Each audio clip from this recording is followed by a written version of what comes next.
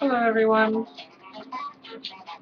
my name is Lexi and I am here doing transgendered vlog number 5, I believe. Um, this one is going to concern voice primarily, hence the guitar. That's a lie, I was just fiddling around. Um, um, so, um, my voice. I get a lot of compliments on my voice, and a lot of people think that my voice is a direct result of hormones, which it is not. That is a common misconception that hormones change your voice. They don't. They don't at all. Typically speaking, once your voice is dropped, you're kind of stuck with it unless you can learn how to train it so that it doesn't sound masculine anymore, and that takes time. I mentioned in past episodes that my voice is it defaults to this now. My brain just kind of goes to this on its own, and that took a long time. That took a lot of practice, a lot of effort, and it really wasn't, it wasn't simple. And nothing is when it comes to being transgendered. So, it's just another hurdle to get over, and it's doable. Um, I will link in the description my the video, a YouTube video that I actually used.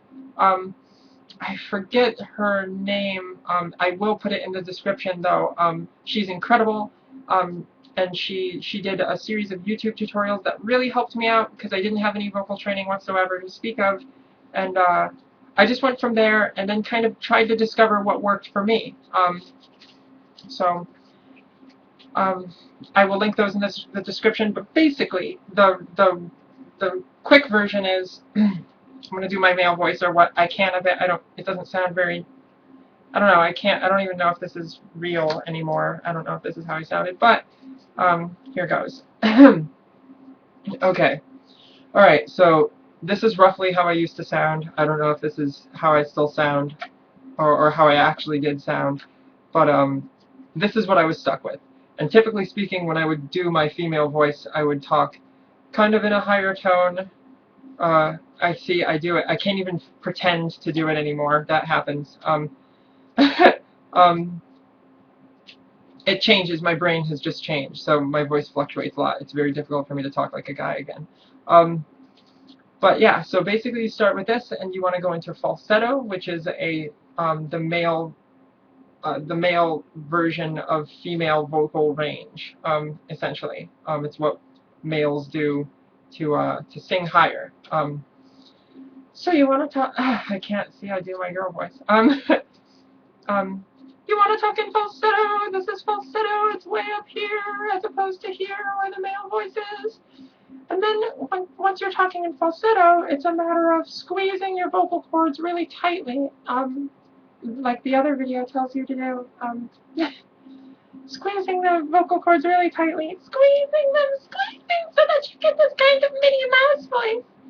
And then when you have the Minnie Mouse voice, you want to bring your voice back down. You want to bring that male voice back into it, because women do have low tones in their voice. And that's where most people make the mistake. So once you're here and you get used to talking in this range, you kind of just want to bring it down and down a little lower, and practice with getting just bringing that fullness into your voice, and finding an area that sounds feminine for you but also feels natural and comfortable.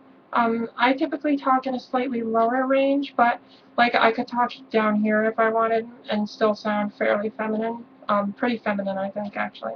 Or I could talk way up here and it still sounds much more natural than a typical guy just mimicking a woman, which is, what men do a lot, and it sounds funny, and it's good for jokes, but not for transgendered people trying to transition and pass.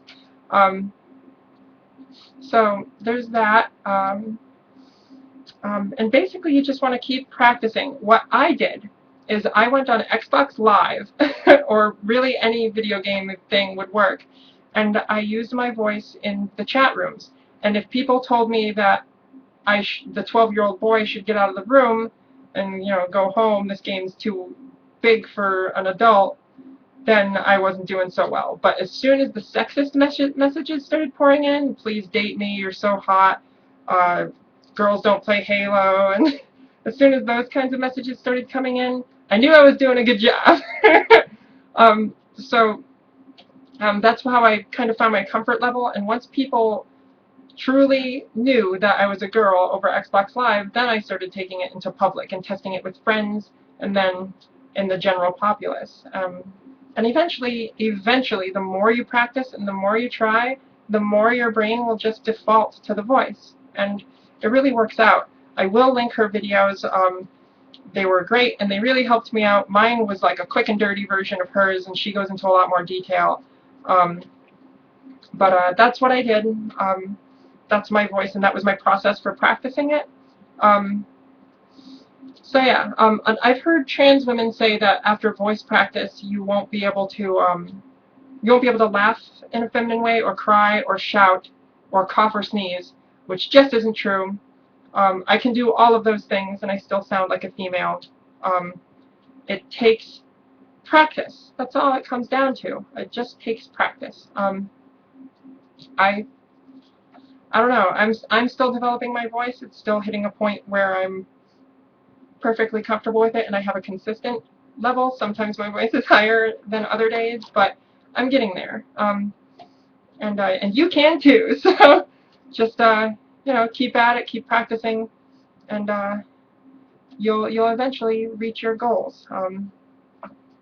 It's all a matter of practice. Just like with any instrument, your voice is an instrument, and it's a matter of training your voice to make the noises that you want it to make without hurting yourself, which is how it would be with any musical instrument. So just keep at it, don't lose hope. I know quite a few girls who have extremely low voices that sound totally like cisgendered women now. It just takes a little bit of effort, or a lot of effort. But yeah, thank you for watching. Please like, comment, and subscribe.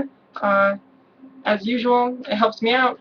Thank you for watching, and I will see you next week.